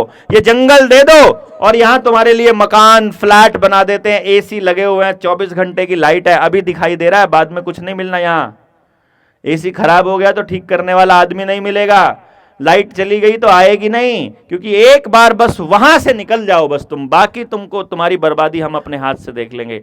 ये हमारे वहां हो चुका है, इसलिए बता रहा हूं मैं। गांव के गांव बर्बाद हो चुके हैं। हर गांव के नजदीक एक फैक्ट्री लेकर के आएंगे, बोलेंगे कि तुम्हारी फैक्ट्री, अब फैक्ट्री आ गई है, अब यहां रोजगार मिलेगा। मेरे गांव में शुगर मिल आया था, मैं आपको बताता हूं। 15 साल तक मेरे गांव के लोग एमएलए एमपी के पीछे घूमते रहे, शुगर मिल लेकर आना है। मैं पूछता था उनसे, शुगर मिल की क्या जरूरत है? तो क्या बोलते थे वो जो मुझसे बड़े थे, वो बोलते थे शुगर मिल आएगा, हमारा गन्ना यहीं गिर जाया करेगा। अच्छा ओके, दूसरा हमारे बच्चों को रोजगार मिलेगा। अब पता करता हूं, हमारे गांव का वहां पर चपड़ासी से आगे कोई नहीं है। एक ज्यादा से ज्यादा होगा तो कोई क्लर्क होगा, ना उस मिल के अंदर अफसर हमारा एरिया का है, ना उस मिल के अंदर कोई भी मैनेजमेंट का काम देखने वाला वहां का है। क्योंकि अगर उस फैक्ट्री में आसपास का कोई आदमी अफसरी वाली लाइन में हो गया तो सारे घोटालों की जांच पड़ताल करके उस एरिया के लोगों को बता देगा कि यह फैक्ट्री तुम्हारा कितना सत्यानाश कर रही है, कितना प्रदूषण फैला रही है, कितना गंदा पानी जमीन में बोर करके नीचे भेज रही है। और अंडरग्राउंड पानी, एक बार नीचे का पानी खराब हुआ और खराब हुआ, उसके बाद तो आपके पास कोई रास्ता नहीं बचता कंपनी का पानी पीने के अलावा। क्यों? पानी इनके हाथ में तो आपकी जिंदगी इनके हाथ में। पानी और खाना, बस दो चीजें इनके हाथ में चली जाओ, आपको कोई नहीं बचा सकता इनका गुलाम होने से। गुलामी से बचने का 2030 तक का दौर ये आखिरी दौर है। आप में से जो लोग अपनी जान की कुर्बानी लगाने को तैयार हों, जो अगली पीढ़ियों की लड़ाई लड़ने के लिए तैयार हों, उनको अपनी कमर कस लेने का दौर है। 2030 तक सारे जंगलों को उजाड़ करके, सारे आदिवासियों को उजाड़ कर, उनके भोजन और उनकी पानी पर कब्जा करने के लिए वर्ल्ड इकोनॉमिक फोरम आ रहा है। यहां बैठी सरकारों के जरिए झारखंड सशस्त्र बल, बिहार सशस्त्र बल, छत्तीसगढ़ सशस्त्र बल बन रहे हैं। वो सशस्त्र बल जो है बंदूकें लेकर के निकलेंगे। आप अपना जंगल बचाने की लड़ाई लड़ोगे तो वो आपको ऐसे ही लपेट डालेंगे, पता भी नहीं चलेगा, गोलियों से भून डालेंगे। उनको कोई फर्क नहीं पड़ता, उन्होंने पहले भी भूना है, ऐसे काट डाला है। नहीं काटा है क्या? पहले भी काटा है, जिंदा काट दिया करते हैं, गर्दनों से काट दे, उनको कोई फर्क नहीं पड़ता है। उनको वो जंगल चाहिए किसी भी कीमत पर। यह एक तरीका है बस कि जब आप यहां से दिल्ली की तरफ कूच करो तो वहां दिल्ली में हम जैसे लोग पहले से बैठे हों तैयारी में कि आओ भाई, भाई आ रहे हैं वहां से, उधर वो बचाने की लड़ाई लड़ रहे हैं, उधर हम बचाने की लड़ाई लड़ रहे हैं।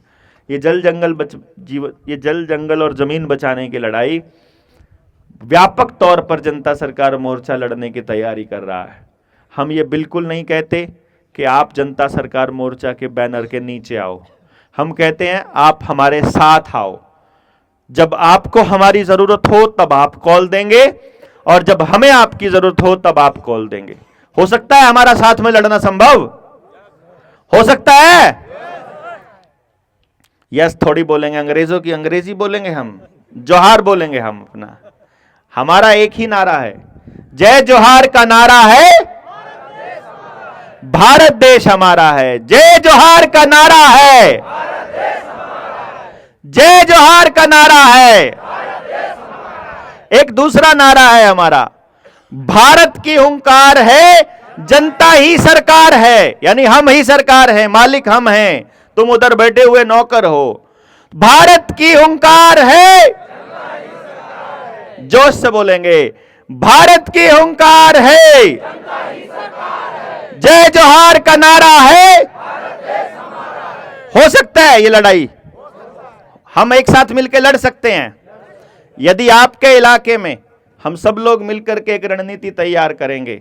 आपके यहां पर आपके नौजवानों को ट्रेनिंग देने के लिए, पूरा षड्यंत्र समझाने के लिए, बीज के मामले में क्या षड्यंत्र हुआ, कपड़ों के मामले में क्या षड्यंत्र हुआ, आपके खेती के मामले में क्या हुआ, डंगरों को जो इंजेक्शन लगते हैं इसका क्या खेल है, बच्चों को जो इंजेक्शन लगते हैं इसका क्या खेल है, स्कूलों में अपार आईडी बन रही है, स्कूलों में जो सिलेबस पढ़ाया जा रहा है, जो आप लोगों के साथ में आपके खेतों में जो जो पौधे लगाए जा रहे हैं।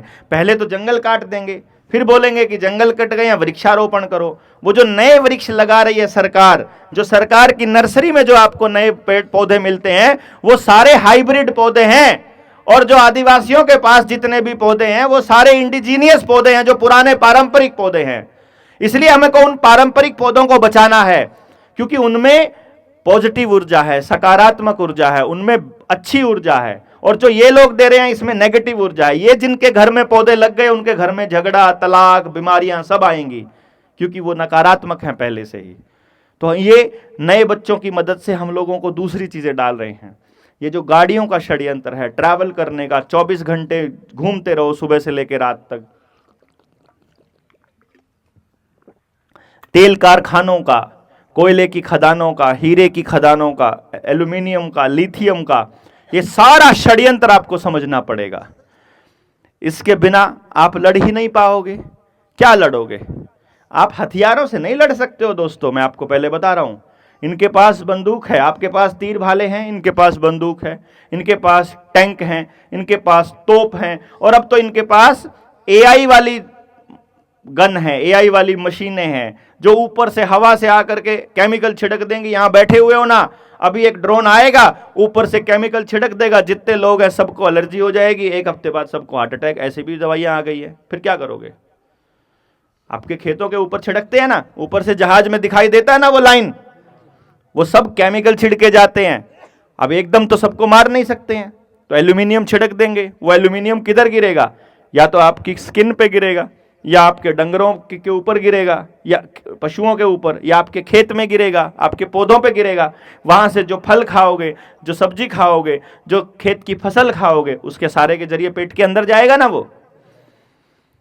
कोरोना के दौर में क्या हुआ आपने देखा था ना, बिल्कुल जबरदस्ती आपके वहां तक घुस गए थे। किस किस ने वैक्सीनेशन करवाया, किस किस ने टीके लगवाए? ओ गए भाई। किसी को तकलीफ चालू हुई? हार्ट अटैक होने लगे अब आदिवासियों में भी, टकाटक जाने लगे ना। अरे रोटी खा रहा था, गया, अभी तो खर के सोया था, सुबह उठा ही नहीं, नाचते नाचते गया, कोई गाड़ी चलाते चलाते गया। काहे को फंसे इनके जाल में भाई? मालूम नहीं था, जानकारी नहीं थी। बस यही मैं आपको बता रहा हूं, ये जानकारी की ही लड़ाई है। यदि आपको जानकारी हो जाए तो क्या ऐसा हो सकता है कि आप सारे लोग मिल करके, जितने आदिवासी हैं झारखंड के अंदर, सबको कॉल दे दो, और हर कबीले से 5-5, 10-10 लोग हो करके, जो समझ सकने वाले लोग हैं, उनकी ट्रेनिंग करने के लिए हम आ जाएं? हो सकता है? कितने के लोगों की ट्रेनिंग हो जाएगी?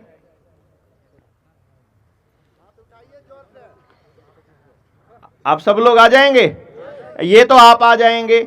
और अगर सारे झारखंड और बिहार का एरिया से बुलाया जाए तो कितने लोग आ सकते हैं टोटल? कुल 1000 लोग आ जाएगा? ज्यादा आ जाएगा? तो ट्रेनिंग रख ली जाए।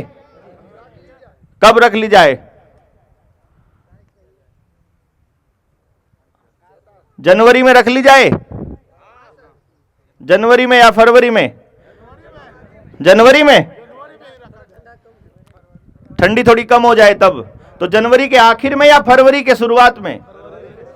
फरवरी के शुरुआत के लिए तारीख ले लेते हैं। यहां विष्णु भाई आपके साथ में है ना, गौरता है, और साथी जो यहाँ के हैं विष्णु भाई हैं, आप इनसे संपर्क कर लीजिएगा कि हम लोग फरवरी के अंदर जितने आदिवासी इलाके में लोग बैठे हैं उन सबको पूरा षड्यंत्र समझाने के लिए दोबारा आएंगे, एक एक चीज समझाएंगे। खास तौर पे बेटी बचाना बड़ा जरूरी है, क्योंकि बेटियों का जिस तरह से इन्होंने बेटियों की नस्ल खराब करने के लिए ये लोग इनको बाहर कचरे में भेज रहे हैं कि तुम अपनी बेटियों को पढ़ने के लिए दिल्ली भेजो। वहां दिल्ली में कचरे के अलावा कुछ है थोड़ी ना वहां। और दिल्ली में एंट्री करते ही इधर से घुसते हैं, जाते हैं चंडीगढ़ की तरफ से, आहा क्या खूबसूरत पहाड़ है, कचरे का गंध ही गंध है। वहां बदबू की खूब मारती है अंदर, पूरे आधा घंटा तक बदबू ही बदबू आती है। थोड़ी देर के बाद बदबू आनी बंद हो जाती है। वो बोलते हैं अब तो बदबू आनी बंद हो गई। मैं बंद नहीं हुई है, अब तुम्हारे अंदर समा गई है वो, इसलिए तुम्हें महसूस नहीं हो रही है। वहां के लोगों को तो आती नहीं। हो कहते दिल्ली दिल वालों की। मैं कहा हाँ दिल वाले तो होंगे ही भाई, इतने गंदे शहर में जो रहते हैं दिल वाले तो होंगे ही। हमारे जंगलों की तरह साफ सुथरी हवा थोड़ी मिल सकती है वहां। एक जो रुपए के माध्यम से आपके साथ खेल खेला जा रहा है, उसके ऊपर हमने एक किताब लिखी है। ये रुपया मूल्य का मापक या शोषण का साधन। ये किताब को आप बुक भी कर सकते हो, यहां से भी ले सकते हो। इस किताब में हमने वो पूरा षड्यंत्र दिया है। लेंगे? हाँ, जो लेंगे वो उनको दे देंगे। मैं बता देता हूं, इसकी ऑनलाइन अगर आप जाते हो अमेजन के ऊपर, अमेजन पे डॉक्टर देवेंद्र बल्हारा वाली किताब अगर आप सर्च करते हो तो उसकी कीमत वहां पर है 1700 रुपये। मतलब इसकी टोटल कीमत 1895 है, मतलब 1900। लेकिन जो जेएसएम के साथियों से अगर कोई लेता है तो 1100 सहयोग राशि है। मतलब ये दान है हमारा संगठन का एक तरह से, आप इसको ऐसे मानिएगा। लेकिन मुख्य बात यह है, इस किताब में हमने क्या दिया है कि जो कलकत्ता वाले पेपर करेंसी एक्ट से लेकर के आज तक जो आपके मोबाइल से जो पेमेंट हो रही है, इस पेमेंट तक आपके धन का असली सत्यानाश कैसे किया गया है। धन का सत्यानाश, असल धन क्या है? जो प्रकृति ने हमको दिया, बस वही धन है। मैं आपको बता रहा हूं, ध्यान देना भाई नौजवान साथियों, जितने नए बच्चे हैं। अगर कोई आपसे पूछे ये रुपया, कागज जेब में पड़ा हुआ नोट, ये धन है? नहीं, ये धन नहीं है। ये उस धन का रिप्रेजेंटेटिव है, ये उस धन का मूल्य को मापने का एक रास्ता है, बस लेन देन का साधन है। असली धन है सब्जी, फल, पेड़, छाया, सेहत, मेहनत, पशु, धूप, पानी, अनाज, जंगल, परिवार, लोग, देश। ये धन है असली। समझे ना? इनके आप जो पैसा लेते हो इससे यही तो काम करते हो। देखो, ईंट बनती है किससे? मिट्टी से। मिट्टी किसके मिलेगी? धरती से। तो धरती धन हुआ ना। कपड़ा कहां से बनता है? कपास से। कपास कहां पैदा होता है? धरती से। तो धरती धन हुआ ना। चमड़ा किसका बनता है? पशुओं की खाल का। पशुओं की खाल, पशु खाता क्या है? घास। घास कहां होती है? धरती में। तो असली धन वो हुआ ना। हम काम करते हैं किससे? शरीर में ऊर्जा। वो ऊर्जा कहां से मिलती है? भोजन से। भोजन कहां से हुआ? अनाज से। तो अनाज धन हुआ ना। अगर 5 करोड़ की गाड़ी है और शरीर में, कमर में बहुत तेज दर्द है, फिर भी मजा ले सकते हो क्या गाड़ी का? मतलब सेहत धन हुआ कि गाड़ी धन हुआ? सेहत असली धन है। भाईचारा असली धन है। प्रेम प्यार ना हो तो घर में जाके मजा आएगा क्या? घर में प्रेम हो वो असली धन है। घर में बच्चे हो, बीज अपना हो, वो धन है। पशु हो अपने पास दूध पीने के लिए, वो धन है। असली धन की कदर करके हमको आगे बढ़ना होगा। जंगल को बचा करके, माटी बचाने की इसलिए लड़ाई है क्योंकि माटी असली धन है। इस असली धन को नहीं खोना है किसी भी कीमत पर। किसी भी कीमत का मतलब है पैसे के लिए तो बिल्कुल भी नहीं भाई। पैसे के लिए तो नहीं। पैसा तो वो लेन देन का, पैसे से ऐसा कुछ भी नहीं खरीदा जा सकता जो कुदरत ने दिया है।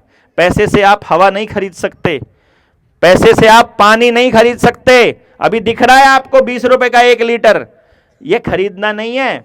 वो तो कहते हैं ये ना पानी की कीमत नहीं है, ये तो बोतल की और पैकेज के पचाने की कीमत है। जब उनसे पूछते हैं ना हम कंपनी वालों से, तुम पानी कैसे बेच सकते हो, बोलते पानी नहीं बेचते, वो तो बोतल की कीमत है।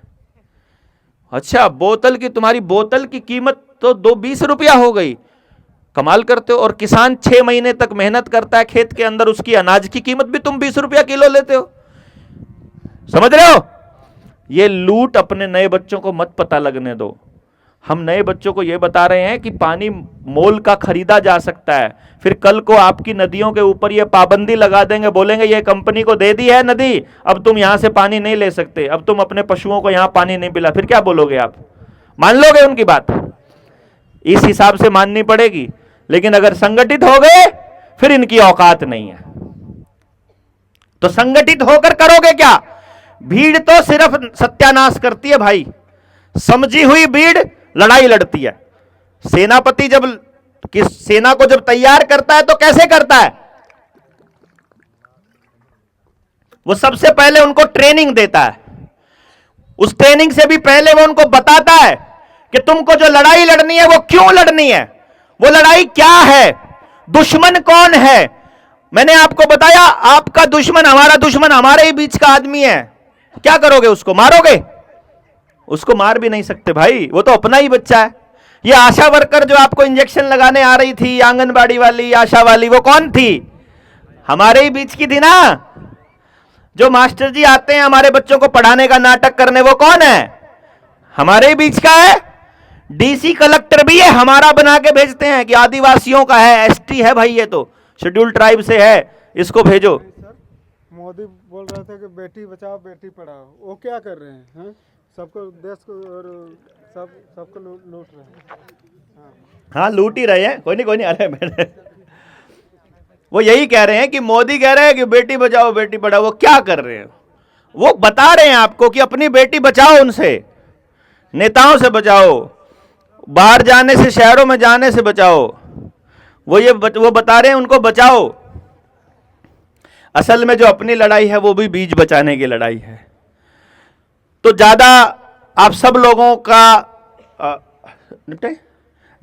लोगों का समय ना लेते हुए मैं आप सब लोगों से गुजारिश करूंगा एक, कि जितने आदिवासी लोग अपने अलग अलग क्षेत्रों में फैले हुए हैं उनसे संपर्क कर लीजिए, उन तक जानकारी दे दीजिए। फरवरी की एक तारीख तय कर देंगे अभी, और फिर झारखंड के अंदर आदिवासी लोगों की एक 2 दिन की 3 दिन की लंबी ट्रेनिंग चलाते हैं, जिसमें पूरी जानकारी, हम पूरी कंप्लीट जानकारी आपको देंगे। सही रहेगा?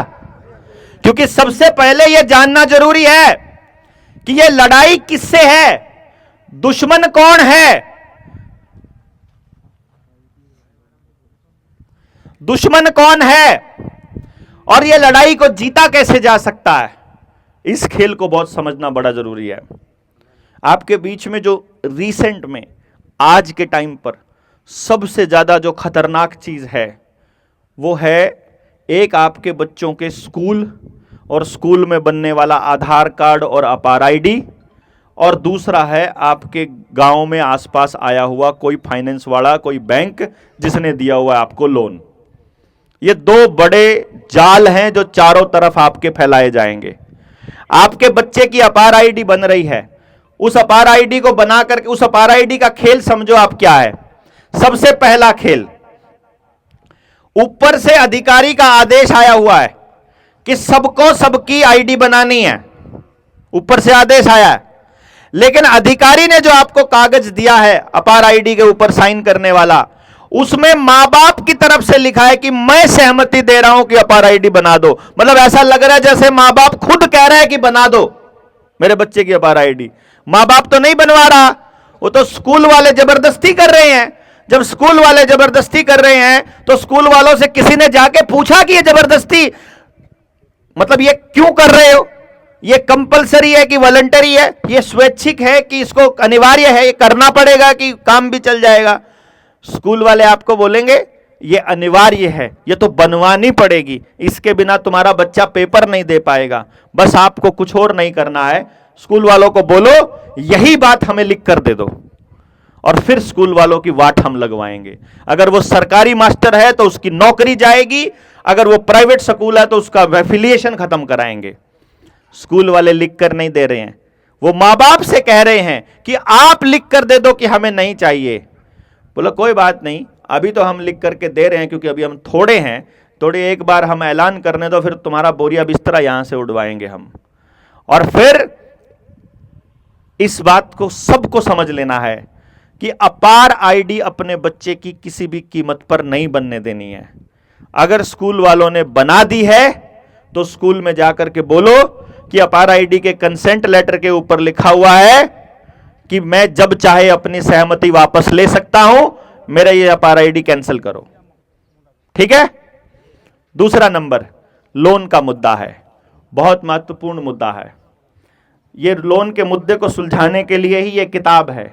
इस किताब के अंदर हमने आरबीआई के दिए हुए वो दस्तावेज, वो आरटीआई के जवाब और वो सब कुछ दस्तावेज दे दिए हैं जिनके आधार पर हम बैंकों के अंदर आवेदन लगाते हैं।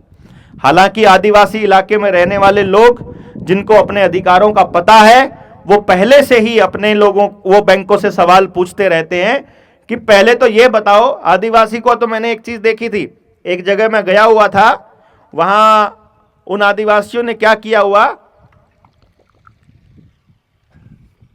बैंक से सवाल पूछा हुआ कि पहले तो तुम ये बताओ कि तुमको इस देश में बिजनेस करने की परमिशन भारत सरकार ने कब दी? भारत सरकार कौन है? हम। भारत सरकार हम, आप और हम, ठीक यही होंगे ना? तो जो जिसने परमिशन दिया है बैंक को वो कौन है? वो भारत सरकार है क्या? वो तो भारत सरकार नहीं है। जब वो भारत सरकार नहीं है तो वो भारत में आकर बिजनेस कैसे कर रहा है? तो बोलता है भारत में भी आकर बिजनेस नहीं कर रहे हैं, हमारा मुख्यालय तो इंग्लैंड में ही है, हम तो शहर में कर रहे हैं। बैंक पहले शहर में आए थे ना, शहर तो भारत नहीं है। भारत केवल गांव है जिसकी अर्थव्यवस्था जल जंगल जमीन से चलती है, जिनकी जंगल से अर्थव्यवस्था चलती है, वो भारत है। तो वो अपने दफ्तर कहां खोलते हैं? जिनकी अर्थव्यवस्था जंगल आधारित नहीं है। यानी अगर आपको अंग्रेजों को मारना हो, यदि आपको अंग्रेजों को भगाना हो, तो जो चीज गांव से शहर जा रही है वो रोकनी पड़ेगी। रुक जाएगी ना? अगर हम योजना बना करके गांव से जो जा रहा है, गांव से क्या क्या जाता है? सारा अनाज गांव से जाता है, सारा दूध गांव से जाता है, सारा फल गांव से जाता है, खाने का सारा साधन गांव से जाता है, कपड़ा बनाने का सारा रॉ मटेरियल गांव से जाता है। सब कुछ रॉ मटेरियल, हर चीज का रॉ मटेरियल हमारा गांव से जाता है। यदि गांव अपने आप को मजबूत करने लग जाए तो शहर भूखा मर जाएगा। शहर में ही अंग्रेज हैं, शहर में भारत नहीं है ना, भारत सिर्फ गांव में है। यानी कि अंग्रेज को अगर मारना है, दुश्मन को अगर मारना है तो शहर मारना होगा। लेकिन ये लोग क्या कहते हैं? तुम्हारे गांव को भी शहर बना देंगे। गांव शहर बन जाएगा जब, तो गांव मर जाएगा, मतलब भारत सरकार खत्म हो जाएगी और आप लोग बस चिल्लाते रह जाओगे, हम पाड़ा सरकार, हम भारत सरकार।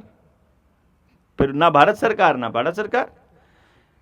जब गांव को ही शहर बना देंगे, ये बिजली भी ले आएंगे, वहां पानी का टूटी भी दे देंगे, वहां आपको सारा कनेक्शन दे देंगे, आपका आधार कार्ड भी दे देंगे, ड्राइविंग लाइसेंस भी दे देंगे, सारे डॉक्यूमेंट हो जाएंगे।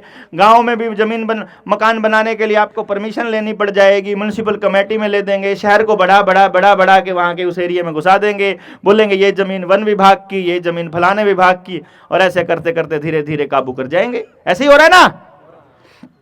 यही खेल खेलते हैं वो लोग।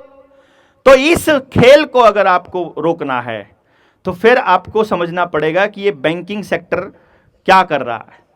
मैंने बताया आपको कि आदिवासी इलाकों में रहने वाले लोग तो खुद बैंकों से सबसे पहला यही सवाल पूछ लेते हैं कि पहले तो तुम ये बताओ कि तुमको भारत में बिजनेस करने का परमिशन किसने दिया। दूसरा सवाल ये पूछ लेते हैं कि तुमको यहाँ दफ्तर खोला है तो तुमने भारत सरकार की ट्रेजरी में कितना पैसा जमा कराया है। और तीसरा सवाल यही पूछ लेते हैं कि हमने तुमसे लोन मांगा था रुपए में, लोन मांगा था भारत के रुपए में, और तुमने तो हमको भारत का रुपया दिया ही नहीं। किसी को भारत का रुपया दिया क्या बैंक वालों ने? लोन किस किस ने लिया? लिया किसी ने? ये समूह लोन दिया होगा आपको, समूह वाला लोन दिया।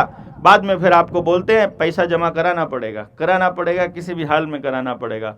अगर आपसे एक जने से नहीं दिलाया जाएगा तो बाकी के सारे समूह वालों को बोला जाएगा, बोलो इनको सारा पैसा जमा करवाओ। ऐसा बोलते हैं ना, प्रेशर डालते हैं। अभी आपको इससे घबराने की ज़रूरत नहीं है। जो लोग पे कर सकते हैं, मैं कभी नहीं कहता उनको कि तुमको पे नहीं करना है। जो पे कर सकते हैं और जो पे करना चाहते हैं वो बैंकों को सारे रकम की अदायगी करो जैसा वो चाहते हैं वैसे। लेकिन एक बार समझ लो, अगर आपने बैंकों से लोन मांगा था तो उन्होंने आपसे सारे कागज मांगे थे कि नहीं मांगे थे? सारे कागज आपने दिए, उसके आधार पर उन्होंने आपको लोन दिया। लोन मांगा, जब साइन करवाए, जब उन्होंने आपके दस्तखत करवाए, उस दस्तखत के ऊपर लिखा था कि तुमको लोन दिया है रुपए में, रुपए में लोन दिया है। लेकिन असल में आपने बैंकों से जो निकाला वो रुपया नहीं था, वो रुपए की पर्ची थी, वो रुपए का नोट था। और उस नोट की कीमत अगर रुपए के बराबर हो तो भी बात बन जाएगी, तो भी झूठ नहीं होगा। लेकिन पता चलता है कि रुपया तो उस बैंक नोट से कई हजार गुना ताकतवर है। हमने दस्तावेज दिए हैं इस किताब के अंदर। इस किताब के आधार पर हम आपके लोन की अदायगी के लिए कानून से, कानून पूर्वक, लॉफुली हम अदायगी करने की, लीगल मनी में अदायगी करने के लिए हम एक आवेदन लगाते हैं बैंकों को, जिसमें हम उनसे पूछते हैं कि तुमने जो हमको लोन दिया था वो लोन कौन से रुपए से दिया था, तुमने वो लोन हमको कहां से दिया था, उस लोन के एग्रीमेंट की कॉपी भी हमको दो और हमको बताओ कि ये जो रुपया था ये लीगल था कि इल्लीगल था। अगर ये इल्लीगल था, अवैध था, तो तुम्हें जेल होगी, और अगर ये वैध था तो फिर इसकी कीमत वैध रुपए के बराबर क्यों नहीं है। आप हैरान हो जाओगे, आज तक किसी बैंक वाले का कोई जवाब नहीं आया।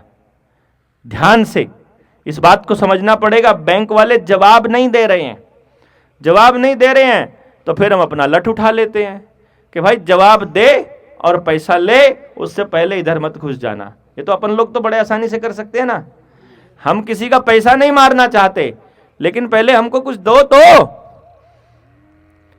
हमको ये तो बताओ कि तुमने जो रुपया हमारे साथ दिया है, हमारे साथ लेन देन किया, वो असली रुपए में किया है। इसी को लेकर के आने वाले समय में एक बहुत बड़ी रैली हम जींद के अंदर हरियाणा में करने वाले हैं।